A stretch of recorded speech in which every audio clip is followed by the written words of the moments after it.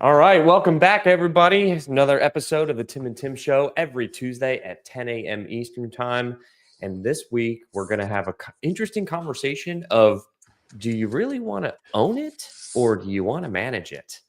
And basically, the way that we want this conversation to go is kind of take you down the path of understanding why we've done what we've done. And we started out like many people have in this commercial real estate world, where you're buying multifamily assets or triple net or storage or whatever your commercial asset is, and you're offloading it with a third party property manager. And then at a certain point in time, you have enough scale, enough capacity, enough flow, and you start to want to take some of that stuff in house. And a lot of what we do today is dictated by the question of, do we want to own it and we have to manage it, right? So it changes your perspective a little bit of how you underwrite deals and how you look at deals and the business plan on the deal. And a lot of things can change in terms of your mindset as well as your decision-making process when you start owning your assets and managing them as well. So Tim, where do you want to start out with this today, and kind of, we'll take it down a path from where you throw a dart? Yeah, I mean, I'll ask a simple question. Have you ever bought anything that you were like, "Ooh, I want to buy it," but then you got into it and you're like, "Yeah, but do I want to manage it?" Yeah. um, Yeah, yeah, I go down the street and every single apartment complex I buy, I drive by, I'm like, I want to own that one day.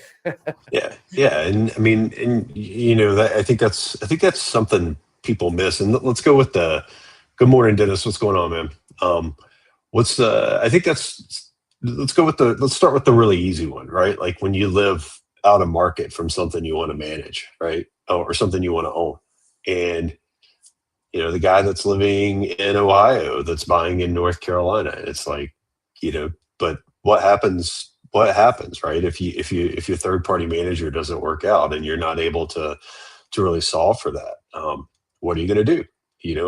Do you want to be on a plane to North Carolina constantly? Do you want to move to North Carolina, right? Yeah. Um, we know a group that's out there that they were buying in the Midwest, and all of a sudden they own property in the Midwest that they were like, man, I think we're gonna have to start self managing.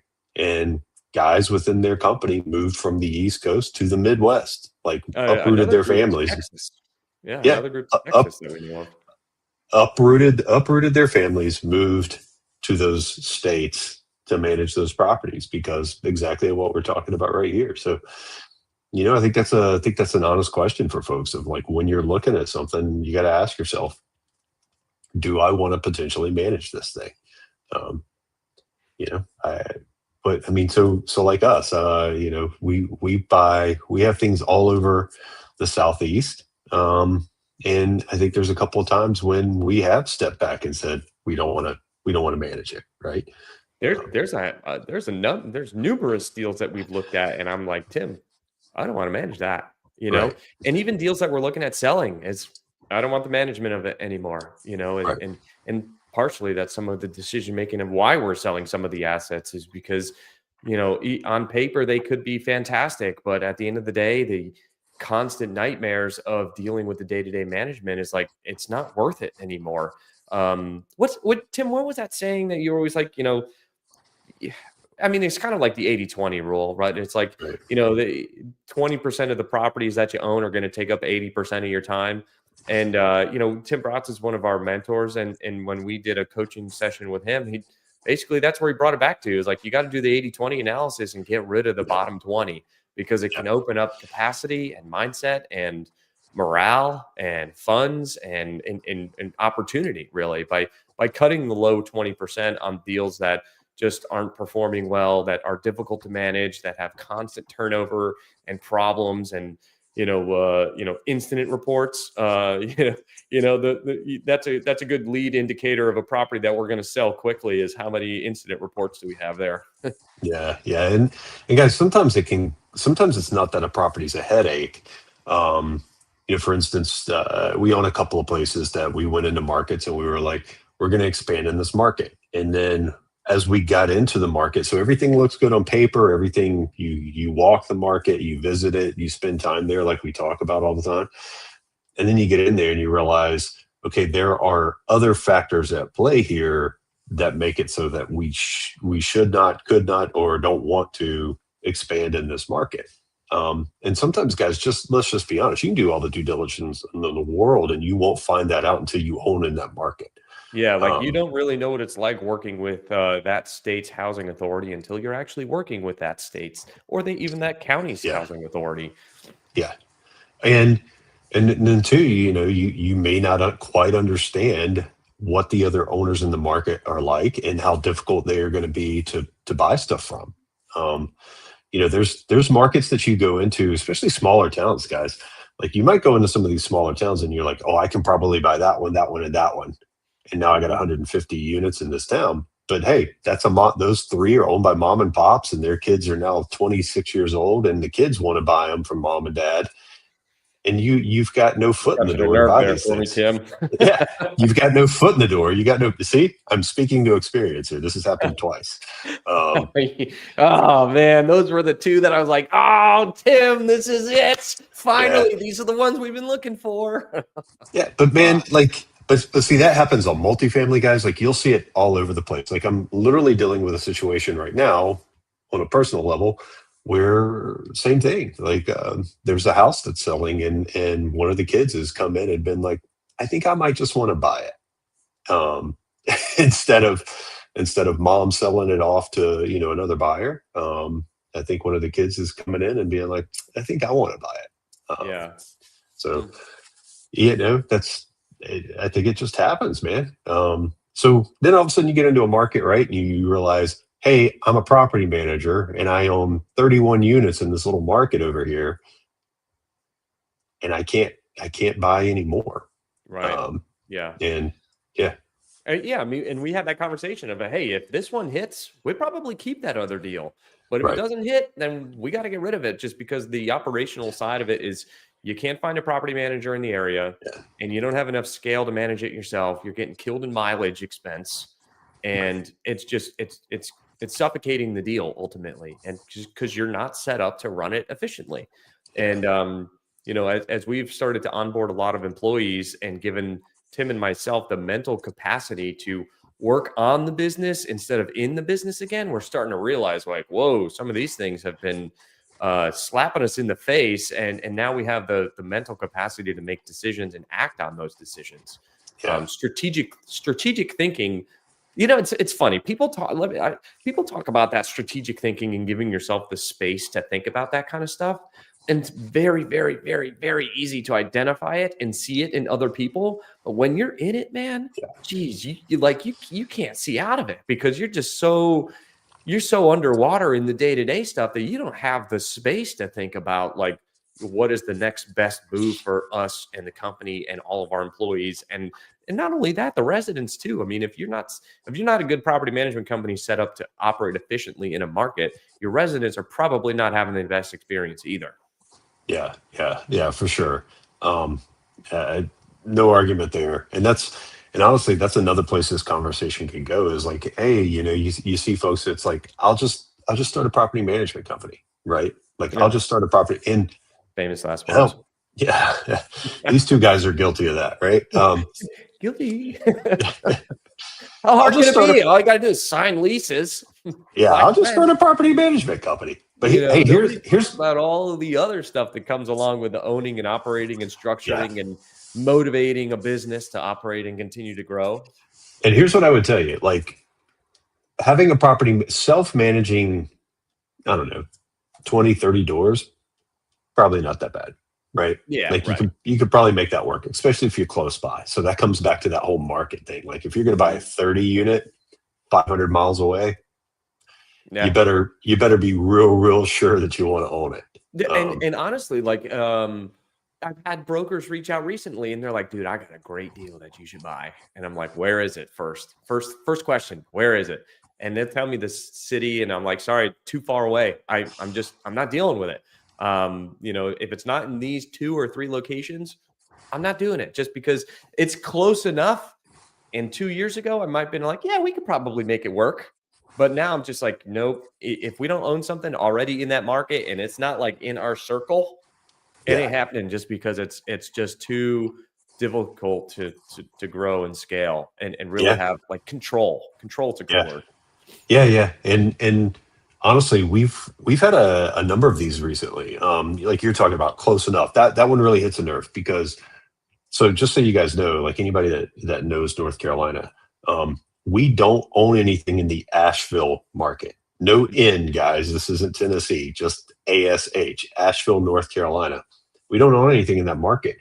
Over the last year, we've been presented with like a 20 unit, a 20 unit, a 30 unit, a 12 unit, an 8 unit, those types of things. And yeah, you start to do that math and you're like, if I would have bought all of that, I'd probably be okay, right? Like between Asheville and Silva and Canton and Black Mountain and Hendersonville and all of that kind of stuff. I just named a bunch of spots around Asheville, guys. Like you'd probably okay. You could probably make that work.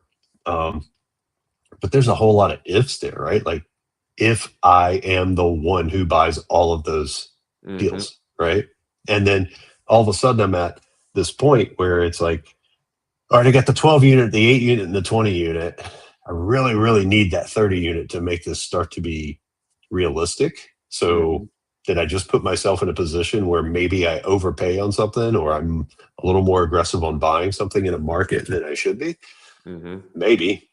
Yeah, in the deal that I was talking about is only about maybe 40 to 50 minutes outside of a market that we already own some a sizable deal in. And I was just like, no, I mean, because I look at it, it's like, that's a 6.5 hour drive for me. Yeah. You're pushing the limits of me having to get on a plane to fly to the other end of the state. And I'm like, it ain't worth it.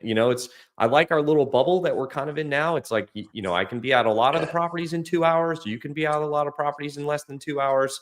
There's a couple outliers that are a little further away, but as we continue to consolidate and get more concise, it really makes buying deals a whole lot easier too, because I'm not wasting my time underwriting anything that's not within my buy box, right?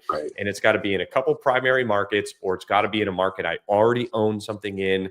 And the only reason I would buy it in there because it would make the operations of a smaller property potentially easier and more profitable. Yeah. We were, what's interesting, we're talking about that is, I was having a conversation yesterday with a big buyer, like a big group, way bigger than us. And they want to, big, like large. Like large. name on a building kind of buyer. Yeah. So they're talking to us about a property we own, and all of a sudden they mention something. They're like, yeah, we want to buy yours if we can get the one next to you too. Yeah. And I was like, well, I know that guy. Yeah, good luck. And he's a total pain in the ass. You're never going to, like, people have been trying to buy his property for 30 years. Good luck with that. So, am I going to sign a contract with you? I tell you what, you come to me after you get his under contract. Yeah, right. Yeah, my offer is contingent on you getting somebody else's deal under contract. No way, Jose. Yeah. So, those are the kinds of things you got to be aware of. And then quite frankly, as you being a buyer and you talking about operating in a market, I think you got to be aware of that from your own side as well. It's like, can I actually expand here? Because like you're talking about, like 6.5 hours away. Well, if I got to go 6.5 hours, I better be going to check on more than 30 units. Right. Yeah, it was much larger than that, but it still was like, how many times that's not a day trip. I mean, I would probably make it a day trip, leave it, 4 or 5 o'clock in the morning and be back at 10 o'clock at night. But the time spent there is not great time spent. Like you got to spend an overnight or even 2 days there. And it's like, how often do I want to do that? Not that often. I like being able to get up at 5, 6 o'clock. Well, you get up at 5 and go to the gym and then leave my house by like 7. And I can be at a property at 9 a.m. when our managers show up, right? For a 2-hour drive. That I can live with, because then I can spend 9 to 3 or 9 to 4, spend a whole day. I'm home by 6. That works for me. Yeah. So let me ask you another question, because here's something guys will tell you. Well, if it pays me enough, right? So let me ask you this. Let's say that property, I don't know how big the one you're talking about is. It was about 150. Okay, let's say that property's stroking you personally a check for 12,000 a month. Oh, then it's worth it for me. Yeah. Yeah. And it's worth it, right?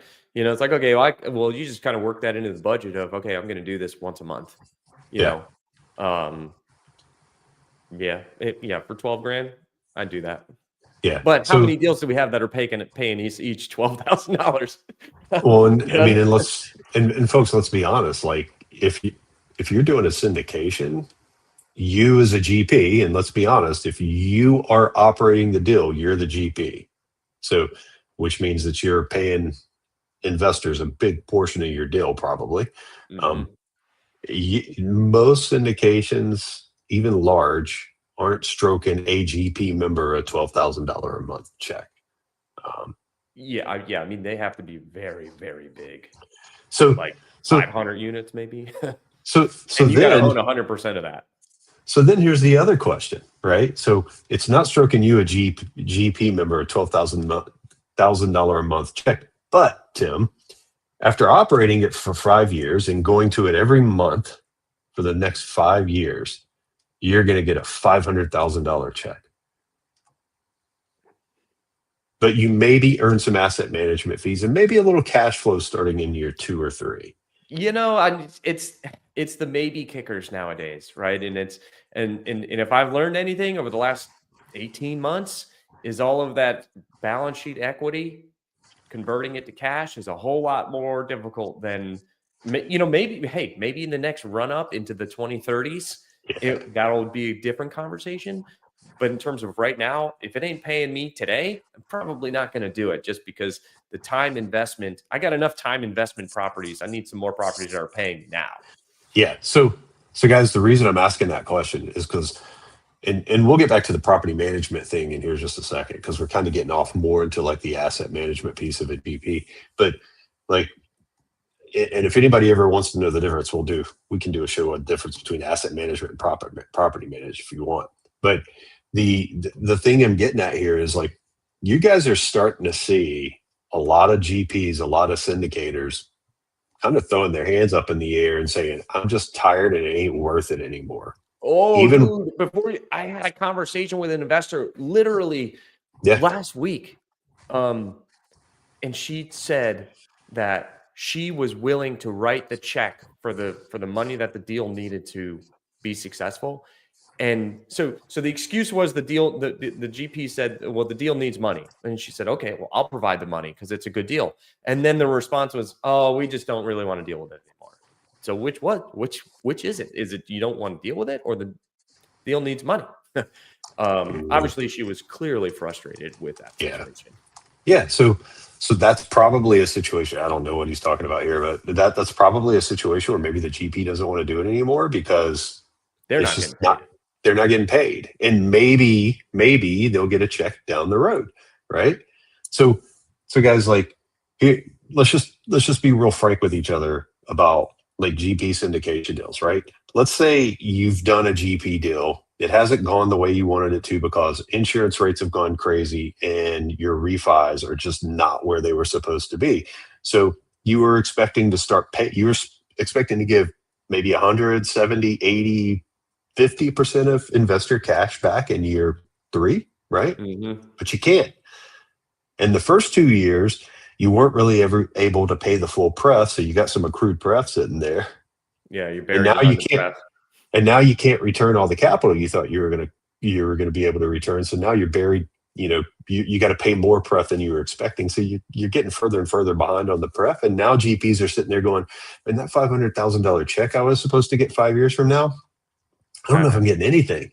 Yeah, it might be 80 Right? grand at the end of the day once you pay the pref. But And on the flip side, that's why syndications can be a good thing for investors, because that preferred return, it's protecting, their investment in their cash flow. If things don't go right, the person that gets paid first. If they don't go right, the person to get paid first is the LP, when there's funds available. If you got a GP that's willing to work for free for the next 5 years and then then essentially make $15,000, average $15,000 a year when the deal's done. Yeah. But Takes that's why a you got lot to of pick your sponsor. And Right. hey, not every deal that we have is going right, but the Right. feedback from a lot of our investors is, even though haven't gone the way that we had hoped they would, I'm thankful that you're still in the deal. You're doing what's necessary. You're protecting my money. And it is what it is at the end of the day. But, you see online and you see what people are saying about other sponsors and what they're doing. And it's like, you know what? My moral compass keeps me, Yeah. keeps me straight. And it just goes to show, when the market's bad, who the good operators and good intentioned operators are. So back to what we were kind of talking about before is, in those situations, like as a GP not in the market, that's 6 hours away, that's a 3-hour flight away, whatever it is, when things get hard and that property manager isn't working out, do you want to go to that property and do what you got to do to manage it? Forget a syndication for a second, as a property owner directly, do you want to fly to that market and take care of the property? And then I'll take you even a step further. When the property managers haven't worked out, the third party asset, and you just doing asset management just hasn't come to reality, and all of a sudden you're sitting on 500 units that you own in 3 different markets, and you just go, you know what, I'm going to manage it myself. Mm-hmm. I'm going to hire people and they're going to report to me and I'm going to manage it myself. That is, we've seen a lot of groups do that. Including the 2 knuckleheads you see in front of you right here on this call, on this show today. And hey, Tim, I'll ask you, what's your day-to-day look like these days? Oh, Jesus.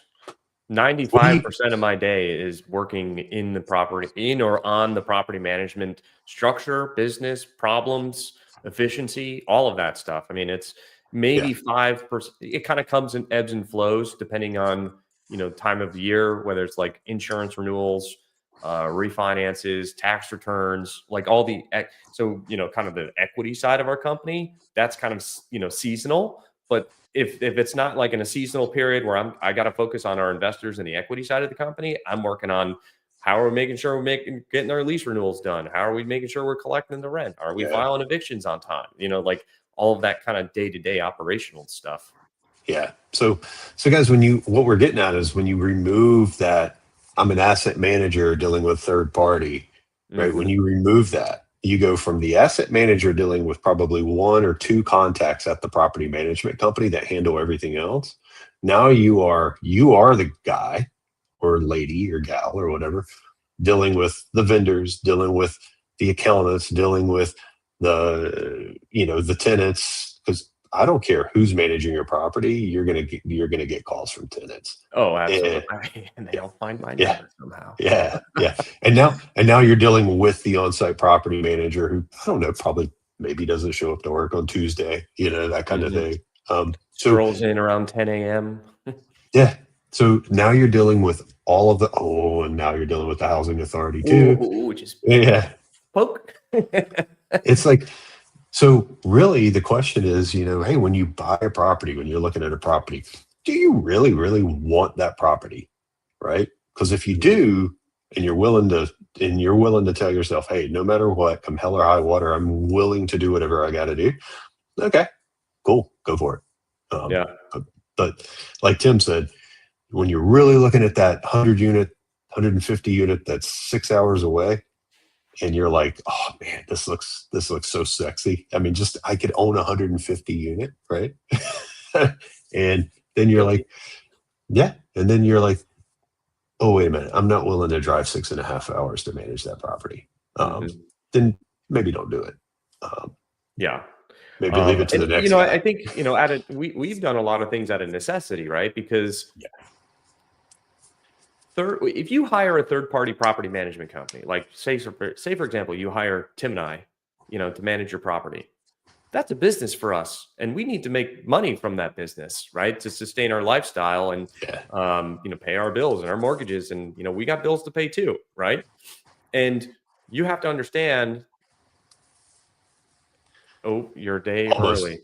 You're a day early. You're a day early and $1 too. Well, that doesn't really work. I was a day early and $1 short, but you're, But but I appreciate, maybe Dennis knows something I won't, I don't, and I'm not making it. So he's like, I better get it in now. What we were saying was, those third-party management companies, right? They are for-profit businesses. They are going to look at your entity, and they are going to look at every place that they can make money on operating your deal. Yeah. Management fees, expenses, CapEx, work orders, anything that they have to touch, they are going to try to make money on it. And a lot of the decision-making between operators that are like Tim and myself that operate our own deals and we don't do third-party is we do it out of necessity to make sure that our deals continue. And if I have to say, if we didn't do what we did, there's probably some more heartache that would have happened. Oh, for sure. But we were able to mitigate some of those losses because we were an at-cost provider of property management, right? So we probably saved our management company, our properties 20 to 30% on whatever their operating costs were. So for example, if it was, $10,000 a month, our cost, a third-party management company's cost would be $13,000 a month or $12,000 a month. And all of that kind of stuff adds up over time. And when things are good and rents are going up and it's no problem, right? Had a visitor. She doesn't want you to own a property management company either. No. Ooh, what just happened there? What happened? Oh, never mind. Maybe you don't see what I see. Your screen just got real dark. Yeah, I don't know what happened there. Oh, anyway. There it goes. Oh, there we go. But yeah, so like that level of being able to kind of trim off the fat and run it as lean, that is the definition of running your property as lean as possible. There's no markups, there's at cost, there's no profit to be had on all of these additional expenses. It's just enough to pay the overhead costs, and that's it, right? If we were to do third-party management, we would look at it differently and say, okay, well, we're going to manage it for these guys. How do we make money on this endeavor? We're not looking at it like that when you're managing your own stuff. And that's a critical decision-making point because, something to consider is that when you're underwriting deals and you manage them yourself, you start to get used to what you're actually spending on a property level and passing that down to the property.